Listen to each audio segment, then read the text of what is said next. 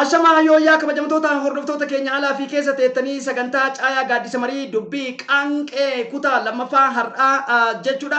Mata dureen keenya weerara daangaa Oromiyaatii fi shira Abiyyi Ahmad akkasumas uummanni Oromoo dhimmoota kanaaf maal jechaa jira? Deebii maal kennaa jira? Karaan kalabbaa mallika abbaa mata duree jedhu kana irratti gaa qaanqeen dubbii har'aa jechuudha. Dubbiin lafaa dubbii lafeeti akkuma shukrii jamaaliif hayyoonni kenna jedhan maal gochuu qabname qaanqee dubbiitiin dubbii tan akka Oromoon gudoonfatu shirri asii yoo tokkummaan jiraatu dhuguma yoo tokkummaan biyyattii Itoophiyaa dhugaa ijaaruu deeman har'a Amaarri maaliif daangaa Oromiyaa weerara? Kanaaf akkasumas immoo ilmaan Oromoo dirqamaan osoo dhufanii makiinatti hin harre yookiin konkolaataatti hin guurre maal gochuu qabame kanallee dhaame. Uummanni Oromoo wanti inni godhuu qabu waraana adda bilisummaatiif kamuu malee wanti isaan baasu hin jiru. Hayyoonni kennallee warroonni fakkeenyaaf yeroo hiriiraa fi qeerroo karaarra gayyaasanii fitaa turan kanarra guddachuu qabanii. Irra guddaan wanti qeerroo biyya keessaallee adda baasanii tokkumatti hin taane abbaa gadaarraa qabee gadaarsolii biyya san keessa jirtuutitti tokko ta'anii gaafa waraana adda bilisummaa bira dhaabatan malee lafallee saamichi akkasuma itti fufa gaafa jabaanni kana hunda keessaa kabaanu jechuudha. Kabara Hayila Sillaaseen xaafii daayisisee qalqal feesisee dhadhaabdaa feesisaa ture sun itti deebi'uun hin ooltu hawwatii Oromootiif abbootii Oromoollee yoo jarri maal hin ta'in yoo jarri tokko ta'anii diina kana ofirraa cabsuuf tokko yoo jedhan odoo gabayama baasanii qabeenya qabanii irraa gurgurachuu baatanii gabayama lamaa sadii odoo qat godhanii waan qaban mana dhaabanii mootummaa kana hiddaan garagalchan isa lammataati mooyyuu malli isii baasu hadhaa akkuma malee mangistuun Hayilamaariyaam haadha boochisaa ka tokkocha qabdi tokkocha isii harkaa fuudhee adda hambisan sanuma heda ka hadha dirqamaan oofaa jiru kun kanaafuu waan qabdu galaa isaa guduunfite waraana cinaa dhaabachuu isin lammuudhii fi hidhattee kaatee dhiiraa dubartii walii tumsanii akka biyya ofii bilisoomsanii ilmaan ofii nagaa baafatan yoo hin ta'in garbummaan waggaa 150 daran caalaa itti deebi'uu heddi akkas ta'uuf tokko ta'anii dhiiraa dubartii wal ijaaranii falmachuu qabaniin jedha. Gama shawaa kaabaatiin laga xaafoon walitti qabsiisuuf tokko lammaffaa kanaan duras yoo kan dhageessan taate kanneen feesbuukaan waan adda addaatiin hordoftan waa'ee maaster pilaanii kana dursee dubbachuu kiyyaa fi magaalaa industirii addaa shawaa kaabaa goona jedhanii yoo haasaan eccitii isaan baasuu kenna ni yaadattan jedheetii yaadadhaa tarii namni yoo yaadatiin guyyaan ni yaadata kana wal qabsiisee immoo wanni isaan adaamaa booseetiin jala dhufanii aanaa minjaara godina mootummaa naannoo Amaaraatti jedhanii aspaaltii san bakka lamatti muraniif tokko haalli taa'umsa ji'oogiraafii lafaa Oromiyaa bakka lamatti mura. Kan biraa immoo maaster pilaanii salphamatti jechuudha kiiloomeetira 43 hafte san Finfinnee wal qabsiisuu irratti aanaa tokko as ce'anii fudhatanii jiran. TPLF 91 daftee masara mootummaa seente dursitee ammoo isaan tokko kanaaf deeban. Lammaffaa asallaa qabachuudhaaf teenna jedhanii jiran. Kana wali fakkaatu adeero mee kana walsiisuu tokko seera biyyattiillee cabsee kan lammataa daangaa Oromiyaa qorkee iddoo jedhamu fakkeenyaaf aanaa minjaar jedhanii moggafatanii alaabaa dhaabbatanii jiran kanaaf deebiin hin kennamne. Shirre kanaaf Oromoon deebii akkamii kennuu qaba? Lola waraabeeyyiin lamee wal gangalchaa jiran kana Oromoon akkamitti qopheessuu qaba? Tan manaadhaan. Walumaa galattuu ati wanni tuni hundinuun siin jee waan shirri irra itti yaadamaa ture kun galmarran gahu tan ijibbaataati tan isaan godhaa jiranii fi uummanni Oromoo waan kana dhaabsisuudhaaf kallattii waraanni adda bilisummaa Oromoo qabate daandii haqaa sayyoo kan qabatan taate injifachuu danda'aniin je yommuu basaastuunii fi gantuunii fi abbaa garaa jala godhanii kan haasawa isaanii dhageeffatanii ummata kana kadagatan yoo taate qabsoon isaaniitillee daboollaadhaatti irratti deebiteen siin jee waan tana gabaabdumatti uummanni Oromoodhaa bal'aan osoo abaluu fi abaluun jenne qaamaa qalbiidhaan irratti hirmaatee ummata isaanii roorroo irraa kaasuudhaaf falmatanii biyya fiitiif. Gochi Suudi Arabiyaa keessatti dalagame. Ifa qofti gochi adda bilisummaa Oromootiif kaafaa dhiibame. Gochi Baqqalaa Garbaafaan Jawaarafaan badii malee hidhaman. Gochi kanallee raafi Amaanu'eel Wandimmuu guyyaa adii rasaasan ajjeesan. Abiyyii fi Mangisoo Ilmaara maaltu addaan qaba? Maaltu addaan qaba? Hayyee warri abbichuun kiyya dhufeedhee xaafii keessa boottiin deemu warri akka Shimallis. Ifaa miti warri soddaatiin nutti dhufe intala soddaan nutti dhufe jedhee gilgiliin harceen jalaan deemu haadha Oromootiin maal jettaan? Abiyyi qashibbirii miti. Abiyyi jeenosaayidarii miti. Abiyyi diina Oromooti miti. Abiyyi Mangistuu Hayilamaariyaam. That's really way correct. Nama sirri kun ragaan boomee adeero. Kanaaf Oromoon maal jetta? Ofiinuu duutamaa ofuuta. Maal ta'uu qaba?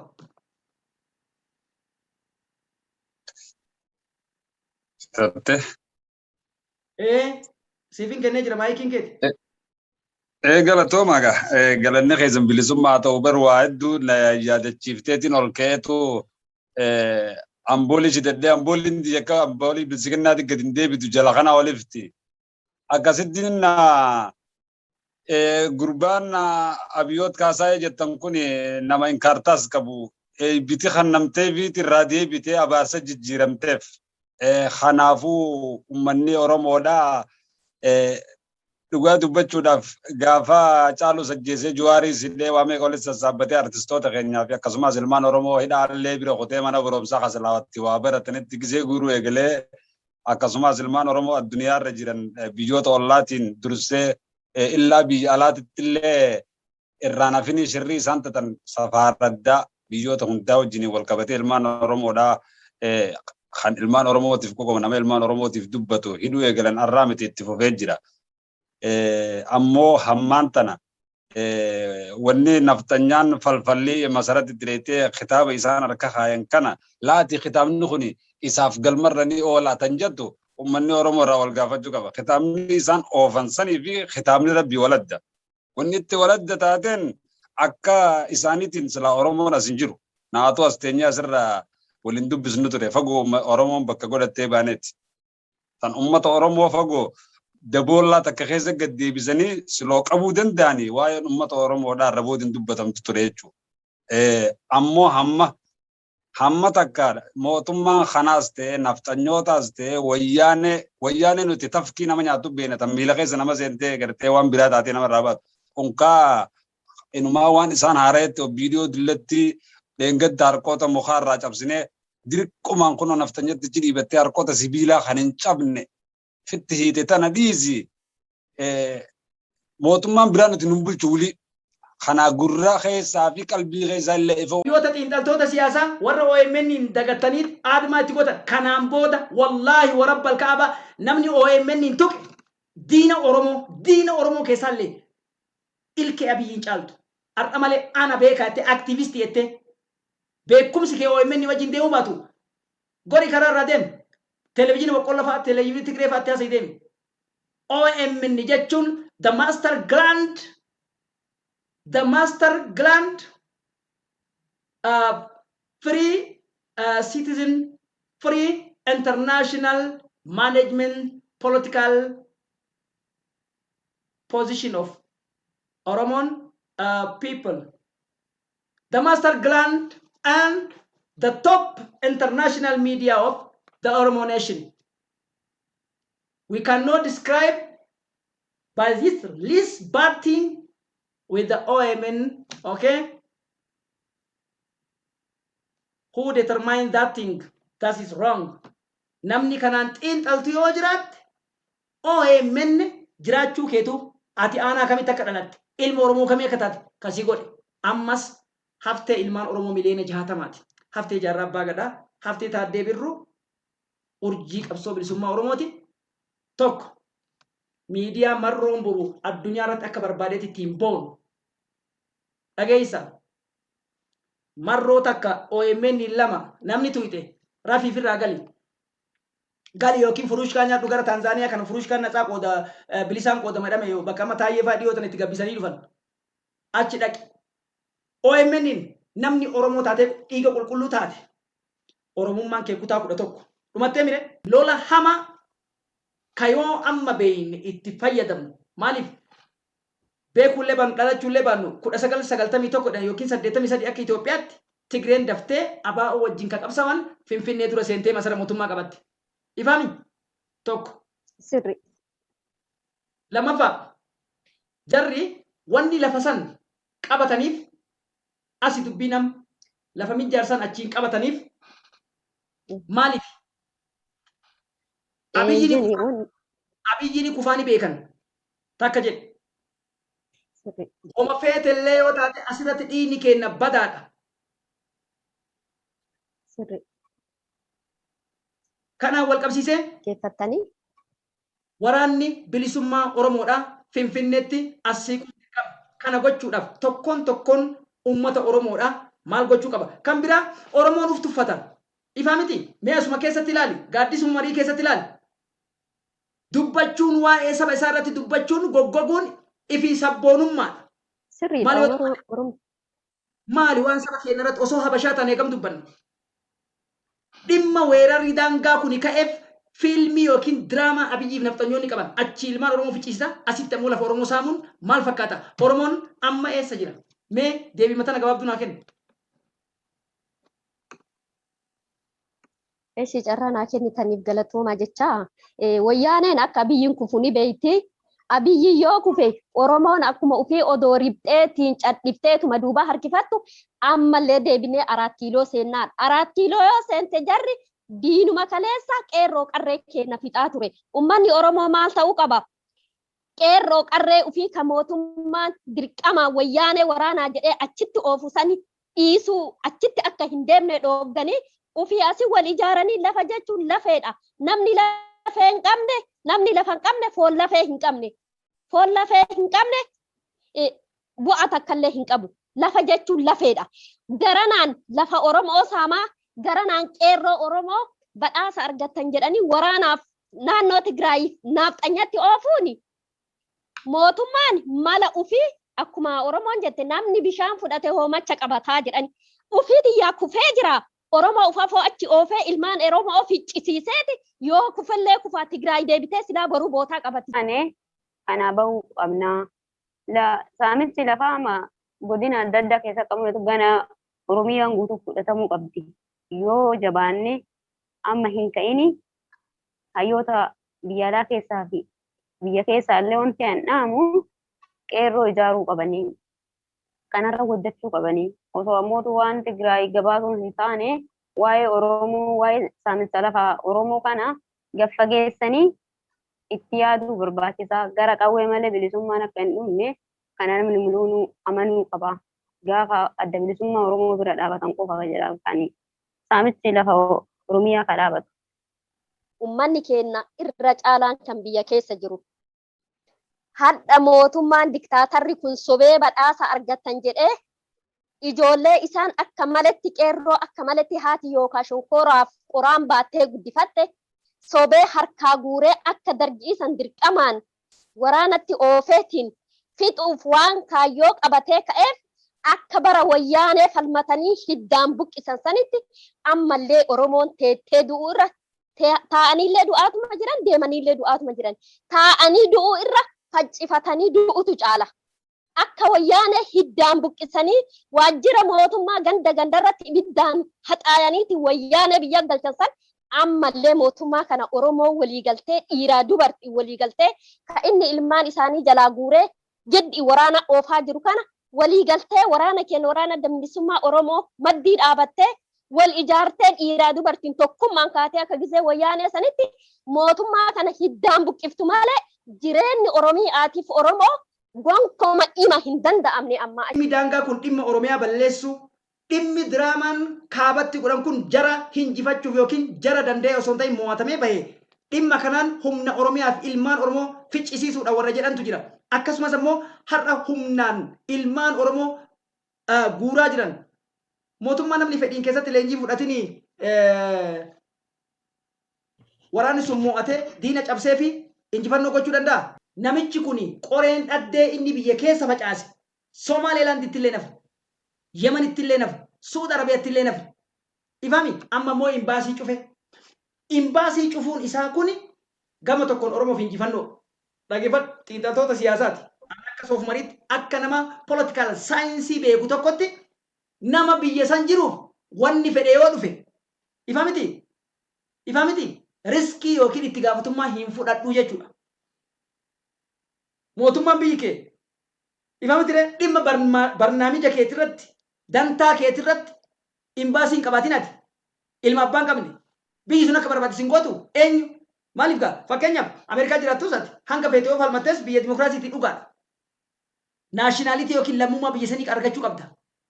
Warra hin qabne fatee kun rakkoo miti. Akkamitti hin beeku jedhe mootummaan abbaan barbaade akka barbaade gochuu hin danda'u. Uummanni Amaaraa cabe juntaawwan deebi'e nu fixee nu birmadhaa jedhanii labsii godhan. Ifami mootummaan na dhaqqabaa jedhe saba isa bira dhaabate. Wallaalaan haa ta'u, beekaan haa ta'u, dirqamaan haa ta'u akkamitti deebi'ee weerara. Shirri kuni diraamaa Abiyyiifi nafxanyoonni of keessaa qaban hin garsiisu tokko. Lammaffaa Qaanqee dubbii kenna irratti uummanni Oromoo waraabeeyyii lameen achitti daaraa wal gangalchuu jiran wal hadhuu jiran san taa'ee eegee itti kolfuun ifa eeggachuudha. Oromoon waa'ee weerara qorkee lafa fantaalee karrayyuurraa fudhatan irratti maal jechuu qaba? Adeeromee itti nuu deebi. Ayyee galatooma gaa haasawa jarri haasawu yoo dhageeffanne waan hedduu nama ajaa'ibsiisaati. Haasawa isaanii kana hiikkaatti godhuun duratti daangaa Oromiyaa bifa akkamiin walaba godhuu dandeenya kan jiru kaafna jechuudha.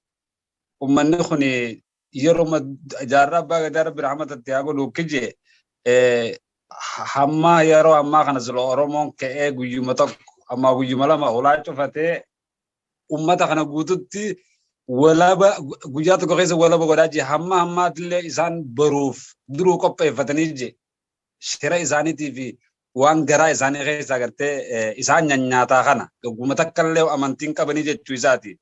Kun immoo kan ifa bihee deemuu jechuu. Duuba irraan tana eega kutaa Oromiyaa hunda keessatti shirri akkanaa basaastuudhaan gandarra deemee abbalu meeqa dhale dardara meeqa qaba dardarri isaa waggaa 15 dabre nama waggaa 15 dabre guututti walitti qabneeti Itoophiyaa tana isaanumaan tiifannee isaanumaan gabroonfannaa kan jiru kuni teknooloojii dulloomte yaada dulloomee tayyattu taniin qabu ammoo nuti fakkeenya hayyootan qaqqaalii Oromiyaa fi Oromoodhaaf wareegamanii san daandii isaaniitii fi lafee isaaniitti irra dhaabbannee kan yaanu yoo ta'e wooma fadhan yoo jaan harkaas hin kanninuu fi biyya teenyallee gadi hin dhiifnu bilisiginnootaa fi mootummaa naftanyaadhaa fi naftanyaa dura qabatee deemtuun kana manaaba jirta osoo rafne wayii manaabaniire gaafa hirribaa kaa raftee hirribaa kaati booda manaama hamma haasa'u kana dubbata hin manaabinii jennaan jechuuti. Maaliif Oromiyaan dhiigaan ijaaramte alaabaan uummata Oromoo dhiigaan gad dhaabbate afaan Oromoo kattiin dubbanni jirtu kana dhiigaan gad dhaabne. Dhaabbadhumee dubbii jabduu jette asirratti waa lama jiraa jedhan waa lama waan gurguddoo lama jiraa jedhan tokkoffaa imaammanni dargin beeraawii jedheet dhageessa jirtan fakkaata osoo haati jala boottu tumaa mooyyeetiin akkasitti dugda qu'ee cabsee haadhaa fi ilma addaan baasee dachiin eeltiraadha ilmaan Oromoo ifami tokko sirni jechuudha qayshibiriidha yookiin ammoo warra duguggota naaziidha ammoo jumlaadha warra balabbataatiin ilmaan Oromoo tuuttaan fixaa ture kun ammoo achii duulaa beeki ifami Jawaar Mahammad waan jedhe qaba hayyichi Oromoodha nafannisaa jedhe yeroo gabaabduu keessatti salphina kana jiraadhellee du'ullee arguu jira ittiin seeninaa jedheen tokko ifami waa'ee kanarra dubbachuun deemnu adeero ummanni kuni xiiqii Jawaar Mahammad hidhuutii wal qabsiisee itti seenan namichi nama kiniina horii nyaatee gartee Isaayyaas kiniina mataa buusee furushkaa buusee gartee furushkaa akka horiitti nyaatee nama dhaga'uu miti. Erben diasporaallee waan masara mootummaa keessaa afatu dhabdee duraan foon nyaattee makrooniitti dachaatee jirti. Makroonii nyaatti makroonii sanuu boriiftaan irraa wanta godhanii faagulloo nyaachuun isii beekamaadha. takka jedhe haga hangaasaa yookiin tana kan ba'utti zamachaa wada gimbaar jechuun eedan. Adeero qorke jechuun yoo xiqqaate kiiloomeetira 15 daandii aspaaltii irraa keessa seenti. Isaan aspaaltii gubbatti dhaabatan. Akkasumas ammoo shanoo iddoo jedhamu shawaa roobii naannawa kaaba shawaa aanaa tokko fudhatanii jiran. Wanta akka deebiin hin deebisne addisuu xaragaa fi eenyu taayee almaaz yookiin taayee dongoraan faan namichi dhamaan baala gaarii hin beektaami farda beektaa farda akkanatti namni haatuma qabee olii gadoof hin beektaami. Inni sun jechuun miimoorii jedhee guyyoo waariyoo amma sirba bareedaa tokkotti waraabdee keessaa hin hidhaa dileet gootaa ammas itti waraabdaa kan biraatti fe'attaa jecha agasiin iskaan gootutti haga du'anitti akkasi.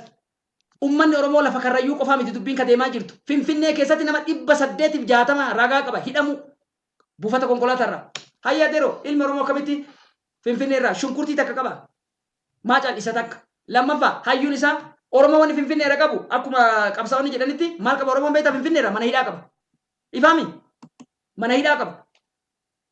Amma immoo lafa isaa tasilaa dinnicha illee baaftu harkaa guuraa jiran asiin ammoo duuli jedhaniin sabbataa keessatti irra waan godhan yoo agarte biqiltuu dhaabdan jedhanii duula biqiltuu dhaabdaa kanarratti dargaggoota Oromootiif waa jedhe uummata karrayyuutiif akka uummanni Oromoo bira dhaabbatu waa jedhe walumaa galatti qeerroon amma maal gochuu qaba xiinxaltoota warra shaamiza adii warra TV Tigraayitti heerume isaa wajjin haasa'uu qaba dubbiin dubbii jabdu dhamee nu dubbadhu.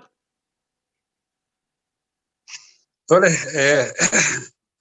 galatoomi dhugaa dubbachuudhaaf wanni zamana kana deemu jiraatii fi wanni qilleensa irratti isaan oofanii fi wanni lafa dalagamaa jirtu waladda. Nuti immoo waan lafa jira akkuma qabna waan lafti teenya taate beeknaa waan garaa saba keenyaa keessa jiruu beeknaa jechuudha.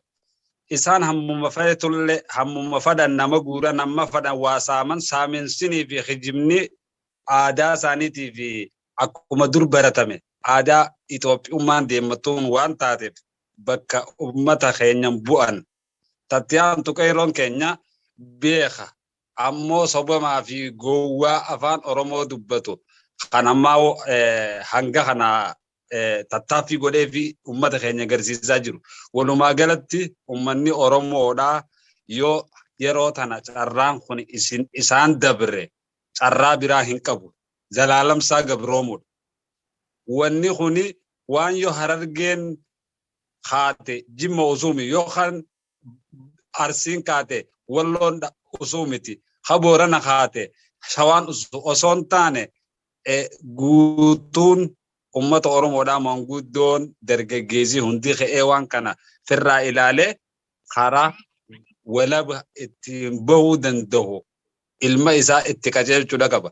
Osommo akkuma gaafa mallasaadhaa san tokkicha gad beetiin falmadha je lakki ayyoo gad hin beeyni lakki abbaa warra qiyyaa gad hin beeyni jettee olaatti cuftee duudde duuba isaa ansitee harkaan ol dhiibduu sanitti yoo kan hammallee Oromoon waan san fayyadamu ta'e itti dhufaniituma ajjeesanii birullee abaawasi ajjeesee jedhanii uummata keenyatti waan falfala isaanii san deebisuudhaaf kadeeman naf fakkaataa jechuudha.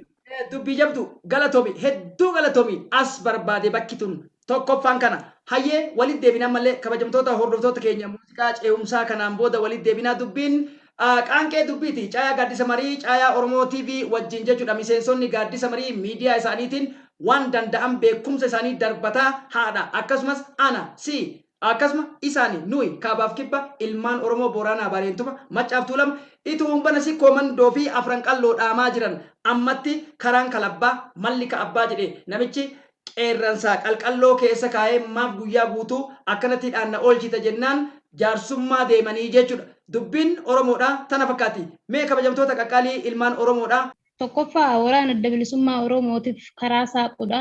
Waraana adda bilisummaa Oromoo diina saaxiluu abuudha. Diinagdeen yaadan bira abbatuudha. Obboleen keenya akka malittuu guuraa jiranii sa'a tana namni masgiida dhaqee Arsii keessatti salaataa hin jiru dhugaa dubbatuuf kunyaa adda addaa keessatti hiddaa janqaxaqaxanii guuraa jira waan ta'eef waraana adda bilisummaa Oromootitti makamuu qaban qeerroon keenya. Ta'anii duura tokko kana lammaffaa akka inni qeerroon kaleessallee namni Tigree nu cabsiise isinii badhaasa qabdan jedhanii oli haranii waraanatti makaa jiranii odeeffannoo adda addaatti nu gahaa jira. Kanaan akkan sossobamne obboleeyyan keenya, haawwanni keenya, abboonni keenya wanni isaan nu badhaasan tokko hin jiru. Hayyuu keenya kaan nurraa ajjeesanii kaan nurraa hidhanii badhaasa wayituun barbaadu. Waaqeffataan gara waaqeffatatti achiin achitti namni OMN itti bu'e, namni waraana bilisummaa Oromootti bu'e, namni qeerroo bilisummaa Oromootti bu'e ija teennatti nama bu'e. Tokkoffaa nama biraan barbaadina. Warri raayyaa ittisa biyyaa harroota baga deemtan ammallee warra feelleetti nu dabali. Ilmaan teessan xixiqqoo waan takka beene immoo tabiqiltuu dhaabdan jedhanii sana dafaa karaarraa qabadha. Hagas yoo karaarraa hin qabatin maal sammuun teessarree. Kan biraa magaalaa Finfinnee keessatti ilmi namaa nama lama ta'ee 3 4 ta'u malee akka hin deemne. Kan biraa mallattoo alaabaa qabu. Alaabaa bilisummaa Oromoo qabu. Wantoota adda addaa qabu. Jarattiin tamiimoorii nama liqimsiiftuu miti. Tamiimoorii si liqimsiiftee garaachi kee daakeetu fisiin jettu. Tanaa dhufee amma. Namicha mataa baaqula warra mataa baaqula warra bara baaqula malee takkaa foon hin nyaanne bara bilisiginnaan takkaa foon hin nyaanne bara biyya ammaffaa foon hin nyaanne bara osoo foon qalatee bara qalbii qaba. Osoo foon maree nyaate qalbii qaba. Baaqula beeytanii dubbaa tokko ka vitaaminii hin qabne. Kun ka biyya kennaa nyaanni isa ga'u hin jiru. Ifa nyaanni isa ga'u hin jiru. Kun ammoo ka isaa kun duwwaadha biyya Guraageetii dhufa. Baaqula amaaraa tokko jira beeyta konkaa huf jedhu tokko ka firii illee hin qabne tokko gartanii akkasi. Kanaaf kana jechuu barbaada kabajamtoota hordoftoota gaaddisa marii dhaloota egeree bilisummaa Oromoo COTV caayaa Oromoo TV irraa jechuu tamsaasa kallattii Suudaan kaartuum irraa dhimma haala yeroo irratti mari'achaa turre. Adeero reefsi dubbiseetiin sagantaan keenyallee dhume daqiiqaa takkatti waan dhamatte yoo qabaatte osoo hin goolabne. Ayyee galatooma waan guddoon qabu waa xiqqashuma dhaamsi hangi xiqqaan keenya kun ammoo isaan bira ga'ee itti fayyadamuun isaanii waan ifinnaan jeetii yaada. Wanni beekuu qaban uummanni Oromoodhaa kan biyya alaa jiran fi kan biyya keessa kan biyya alaa sagantaa naftanyoonnii fi abiyyiidhaan dursee irratti gaggeeffamee guyyarraa nuti oolmaa Oromiyaa akkuma dhageeffannutti Oromiyaa irraa basaasnii fi faradduun hanga baates quba qabna. Warreen ammoo har'a biyyoota ollaa keessa facaasee ampaasii wajjinii fi UNHCR wajjiniin harka qaban kan uummata Oromootitti guyyarraa quba laachaa jiran gaafa bilisoomne mootummaa biyyasii wajjiniin taarikaa wajjiniin qabanna san gaafas dubbanna ammoo waan fadhe yoo hojjete waan ifiin fadhe hojjete akka uummata Oromoo qaqqabuu hin dandeenye